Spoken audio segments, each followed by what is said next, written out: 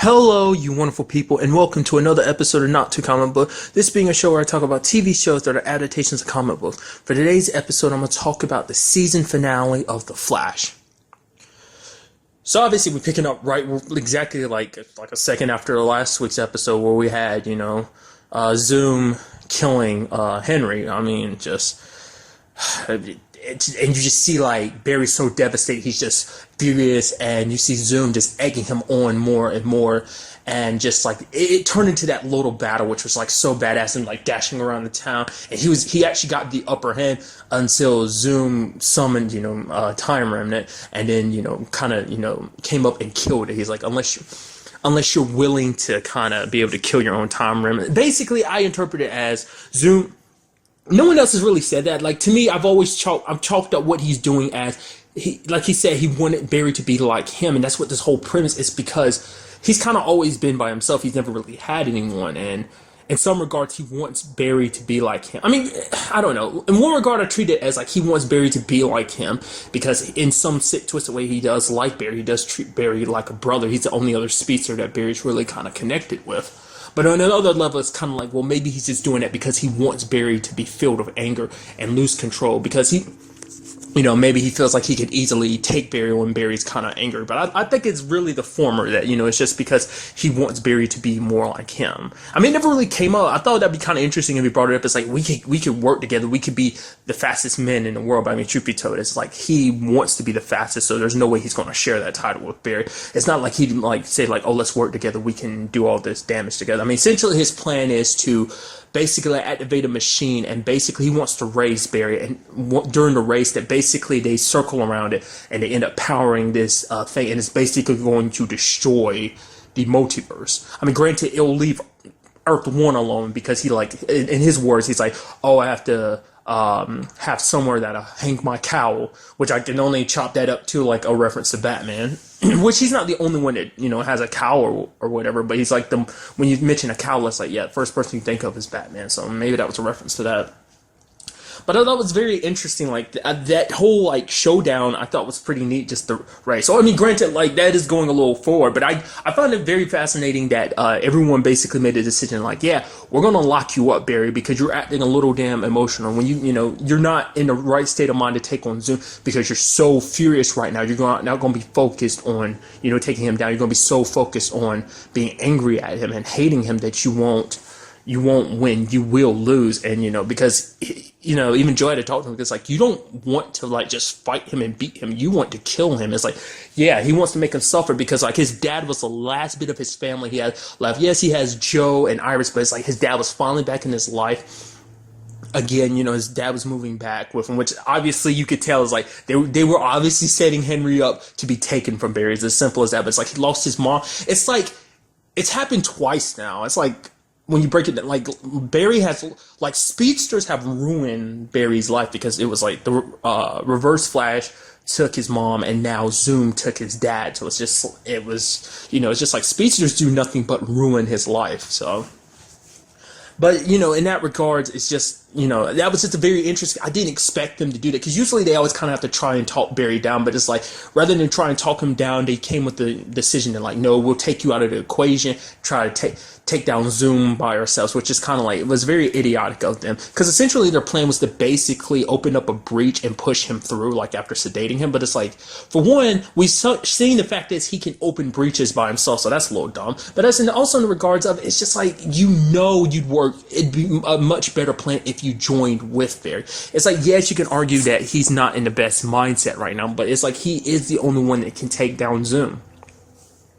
But I mean, obviously the plan ended up failing, because he ended up taking Joe with him. I mean, he got, the gun Joe was going to shoot him with to kind of tranquilize him, ended up getting jamming, so it's like it didn't go off, which is like just terrible luck. It's like, you would think you checked that beforehand, but I guess it's one of those situations you just never know, like your gun would just jam and you can't really do nothing about it just on the spot. But he did run up and stab him with both the tranquilizers or whatever, but I guess it wasn't enough, because he got pulled into it, and they're talking about the plan was to close it up behind it. But Wally didn't appreciate that, so he ended up getting Barry out. The moment I found, Wally found out about it, I was like, yeah, he's going to be the one to open the door and get Barry out, isn't he? It's like, and he was.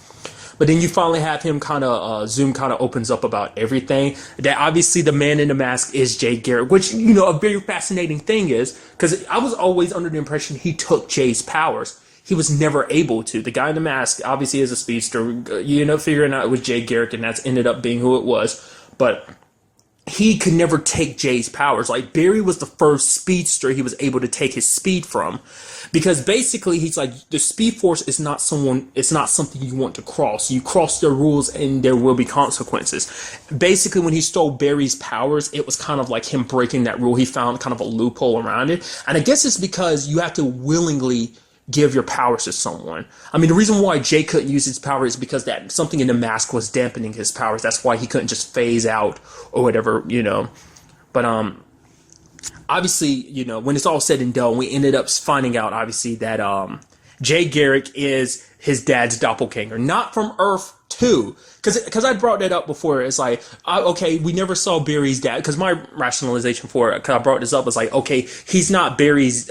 Maybe he's not Barry's dad, but Barry has like a different dad in Earth 2, because we only heard his mom. We never really heard anything from his dad. So I was like, oh, he has a different dad. But then someone kind of pointed out, it's like, yeah, but did he, like, in regards to that, like, he wouldn't be the same person he is. He might have the same name, but he'd be a completely different person, because it's like, oh, you have a different father. So how could a different person give birth to the same person? It's like when you get technical like that. But then someone else kind of brought up, it's like, oh, what if he knocked up Barry's mom? What if it was in a situation basically that Jay and Barry's mom were together, ended up giving birth to Barry, but they ended up getting divorced later on, and that he is a different dad later on because it's like his mom got remarried or whatever. There's that regard. It's like, nope, the reason why this works out the way it did is because Jay Garrick isn't from Earth 2, he's actually from Earth 3. Which changes everything for Supergirl, because it's like, okay, Supergirl is obviously Earth 3, but it's like, no. As we've learned, there is no Flash on Earth 3, so that means Supergirl, at the very least, is Earth 4. Who knows? Like, because they never really put a number on it specifically. Because granted, I guess they wrote this whole storyline for the Flash before they even thought about, like, introducing Supergirl into this universe. I get, like, into this connected multiverse that is going to be connected to the other shows. I guess that was kind of something that was written out before him, because it's like, but it's like, I'm saying is like, we can classify it as Earth 4 for now, because we don't know, because maybe in between now and the new season of Supergirl, they might be like, there's actually going to be other Earths that we're going to add in. So for now, we'll just refer to Supergirl's planet Earth as Earth X, which, to me sounds like something that would pop up in a comic book. Like, it sounds like it's like, oh, I say Earth X, and someone's like, actually, there is an Earth X, and it's this super blah, blah, blah, blah, all this stuff, and people come from that specific Earth, and this and that. It's like a very special, specific place, and it's not just like a random planet, it's like something specific. I don't know. And that's something I really appreciate. I kind of get giddy about. It's like, multi-dimensions, along with time travel and multi-dimensions. Like, I kind of geek out over that stuff, because it's not something I come across that often, at least in the stuff I watch and I experience. Like, that doesn't come up too often. It comes up sometimes, but not that often. But when it does, it's like, to me, I find it the most fascinating. That's like probably like my most favorite like science fictional thing, is multi-dimensional stuff. It's just, that's always very fascinating. Like, I don't really know the science applications behind it, like, because I'm sure, like, even though it's science fiction, there is some, there is legitimate science behind there being like, oh, you could break it down scientifically that there's multiple worlds that are similar and almost identical, but, slightly different and stuff like that. But it's like, I'm not well versed in science enough to know that. Even science fictional wise, I'm not well versed in how the multiverse works in regards. It's like, I know what it is. I know it's a thing. It's like, oh, there's all these different worlds that are essentially connected. But that's kind of interesting. I mean, it did kind of, it's like, it did hit, because, when he found out that Jay Garrett looked like his dad, it was just like, okay. I was like, okay, like, I thought Barry would be a little bit more relieved, but it actually just hurt him more, because it's just like, he looked so much like my dad, and it just made him miss his dad even more. So I thought that was kind of fascinating. And I really did like the fact is that the helmet that Zoom had used, that wasn't actually originally Jay's. It's like, Jay's actually, he was like, no, that's Hunter's. And he's like, you know what? I'm going to take something from him like he took something from me. He's like, basically, he had used it on Earth 2 as a symbol of hope, and he's going to, he's going to use it himself. So that was kind of neat that he took a kind of something that was a hollow representation, something that Hunter had taken to kind of represent like, oh, this is me as a hero. I mean, granted, it's kind of, in a way, it's symbolic considering like the helmet originally belonged to his dad and what his dad did to his mom. So it's just, I don't know. It's just kind of interesting that it ends up in the real Jay Garrick's hands now, and it's just like we know how he uses it. So, which makes you wonder, how did Hunter Zolomon like come up with the idea of using the hat the way he does? Like, if that, because the hat, like, well, I guess it is originally his hat, so he'd have more time to practice something like that. But it's like, I don't know. I mean, why would he decide to? I guess in a psychos, like I guess the psychopath inside of him is like he clung to it, because he's just like, because of the memories and the helmet, what it essentially represented for him. I guess that's why I use, because it's like, that's the helmet of the man who killed your mom. Why would you hold on to it? But I guess it's like, in some shape or form, I guess it was his way of holding on to his past. I don't know. We never really dived into it, but it's like, when it came to the people he killed, did he have he's a serial killer, and typically serial killers have a type. So it makes you wonder, like, was it men? Was it women? Did he kind of kill men that looked like his dad, or maybe women that looked like his mom? And, something like that. I know it's getting all technical like that, but, just something I thought was interesting. And also, Jessie had brought up something in this episode. She was like, I'm going to go back to Earth too, because that's where all my friends are. But obviously you like it here on Earth. One, you like everyone. You almost treat Barry like a son, and it's like you're actually happy here. And she's like, I'm okay with you. Like, I'll go back, but you can stay, and it's okay. Don't feel obligated like you have to come back with me. It's like, I want you to be happy. That's all I've ever wanted. I mean, obviously he ended up going back with her, but I thought that was kind of an interesting thing. I was like, oh, so that means he's going to stick around? And it's like, that's a little sad to be separated from your daughter, but it's like, no, he decided, it's like, no, we're going home together. And she was happy about it. I did like, all the little goodbyes from everybody, especially, to me, one that I just couldn't help but just point out, is just Jesse and Wally, just because it's like, we saw a little bit of a thing there. It's gonna be hard to keep up start a relationship with a girl from a different Earth than you. So, but still, that was kind of interesting. But I'm kind of derailing all the way over to there. Let's actually go back to the racing part, which was pretty sick. Basically, one lap around that thing equaled 1 gigawatt. So basically, it's what he needed. Like, he needed like 500 gigawatts. So basically, they had to do 500 laps to charge it. Basically, Barry has to stop him before he gets that. So the race was pretty awesome. And then Barry actually created a time remnant and took him down. I mean, he saved Joe and took Zoom down. And then at the same time, while he was doing that, like the time remnant swerved around it and ended up, sacrificing himself to stop the machine. Which, to me, just because it was me, spoiler alert, it reminded me of the ending of Young Justice. If you've never the ending of Young Justice, I do apologize, but essentially it was almost similar situation somewhat. Like, basically, if I remember, like, it has been a little while, so I'm not remembering, but I think it's like Jay Garrick, Barry, Wally, and Bart Impulse were basically circling around. I forgot what it was that they were trying to stop. I don't remember if in the cartoon it was Barry's dad that was a speedster, or was that actually Jay Garrick? I don't remember. But I definitely remember it being Barry, Bart, and Wally, like, circling around. I forgot what they were trying to stop, but basically Wally sacrificed himself and he ended up dying.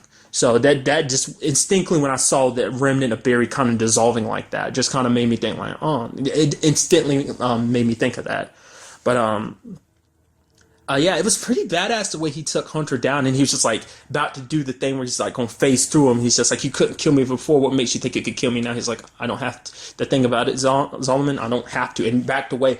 Basically, he ended up summoning. He got the Time Wraith's attention by doing what he did, by creating a time remnant. He was able to kind of to lure the Time Wraith to be like, oh, he's here. But he was hoping, like, okay, yeah, I did my little time traveling thing, which I'll get to in a second. But he's like, hopefully that'll outweigh what Hunter's been doing, because they've been hunting him, but they just weren't able to kind of track him down. He's been pretty good about avoiding him, just like Eobard too. Like, when it came up in that episode, when he went back in time to kind of learn from Eobard how to get faster.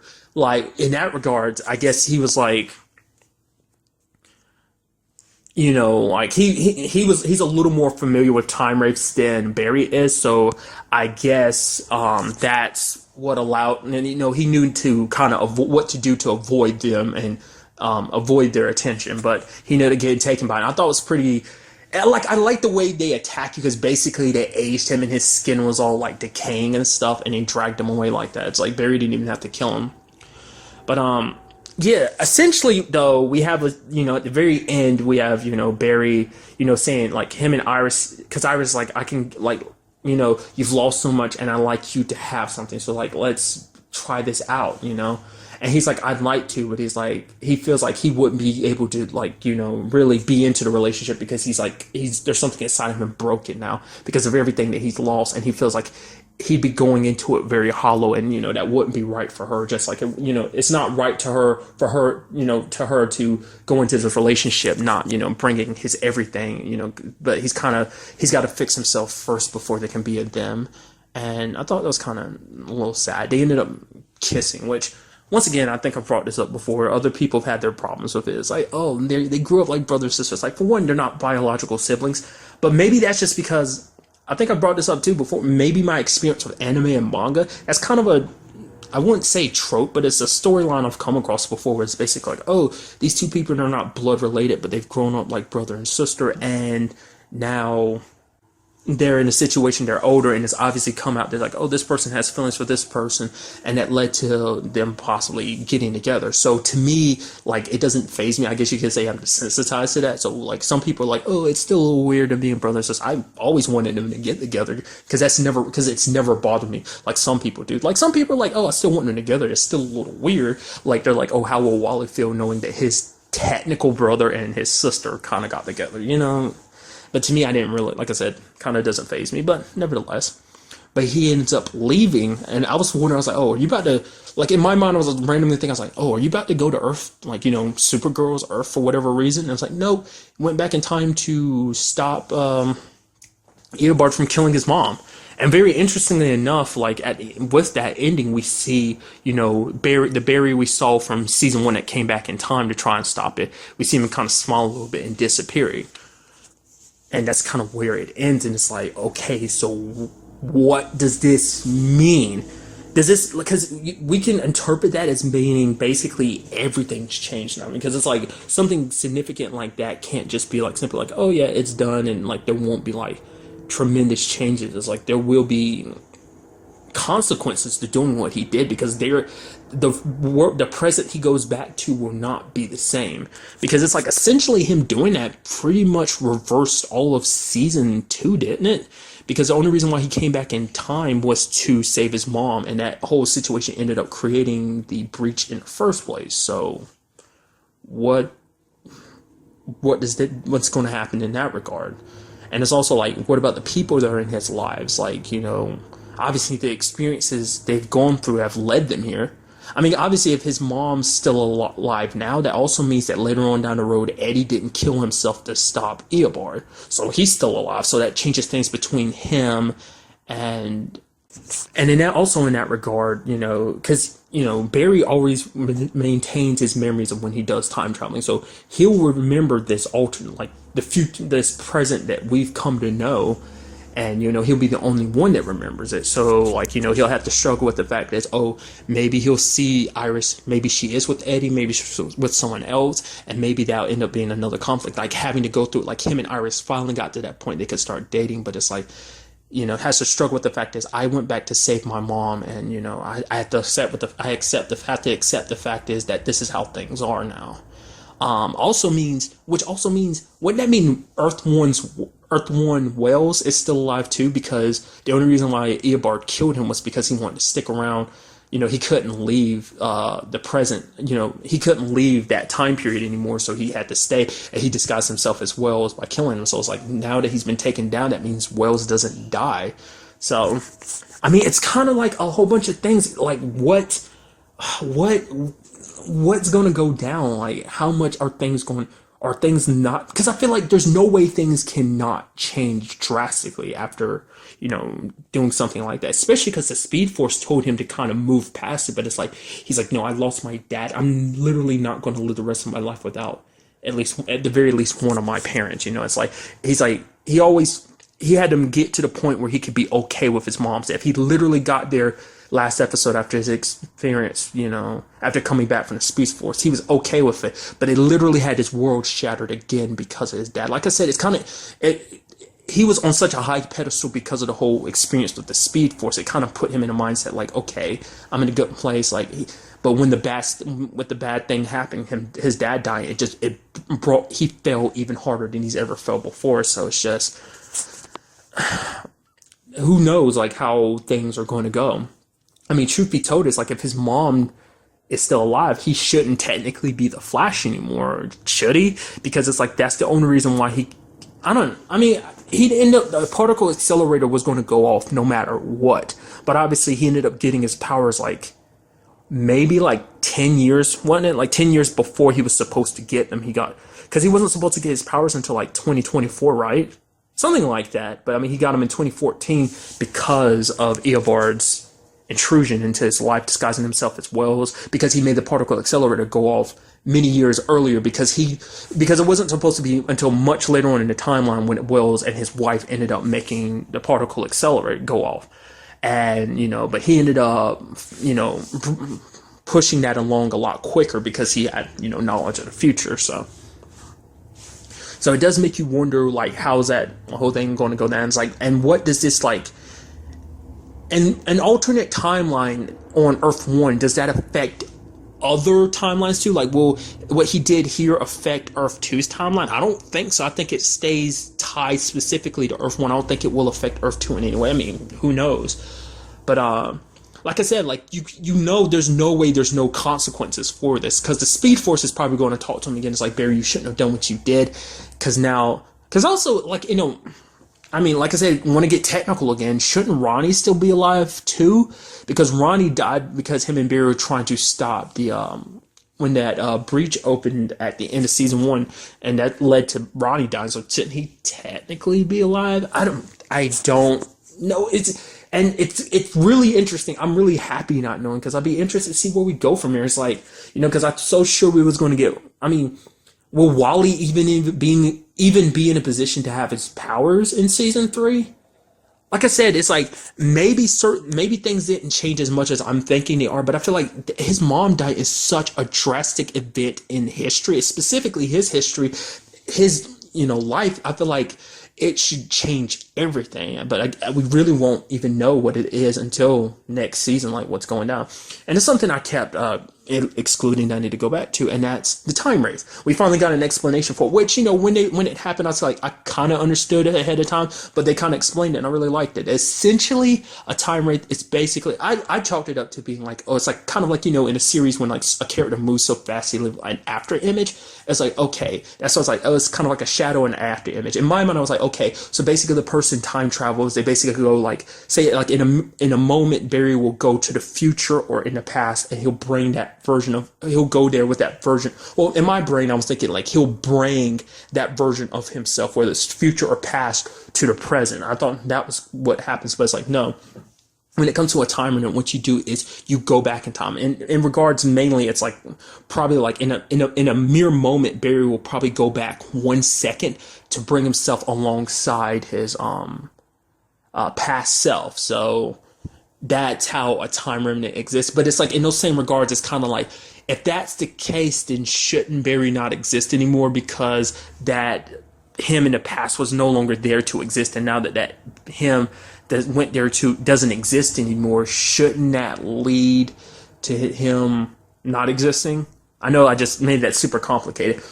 Maybe really all time remnants are shadows. Like, they're not the real essence of who you were, like in that, like, it's not the real you. Maybe it's like it is in itself an after image. So when it sacrificed itself, it was just kind of a shadow of past Barry, but it wasn't actually past Barry. I don't know. Then again, it's like, maybe I'm being too technical with the whole time travel aspect. It's like, because everyone's got their own time travel rules. This show's time travel rules are probably way different from Legends of Tomorrow's time travel rules. So that's in those regards.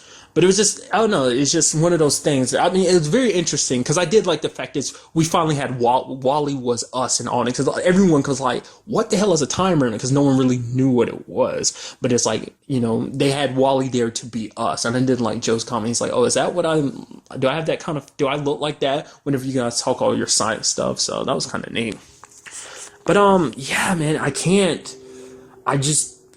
cannot wait to see where the show goes. Like, I mean, because it's like there's no way like there can't be consequences for him doing this, and I can't wait to see like what those consequences are because he's going to have to struggle with it too because it's like I made the decision to go back to save my mom, but I mean, just like in season 1 he made the decision to go back and save his mom, and that led to this whole Earth 2 situation. It eventually led to this whole Zoom situation. So it's like acting without really thinking too much, kind of, in that regard, he kind of thought about it. In this situation, he really didn't. He was acting on emotion. It ended up making him do something very rash because he was told not to really save his mom because past him had told him, like when he went there in season 1's finale to that moment, the other Flash told him no. So he had to be there and listen to his mom being murdered. So like I said, I don't know. I'm quite interested to see where the series does go from here, though. But that's really all I wanted to talk about in this episode. Till the next time we meet, be happy, be safe, live life to the fullest, and enjoy it. Good day and goodbye.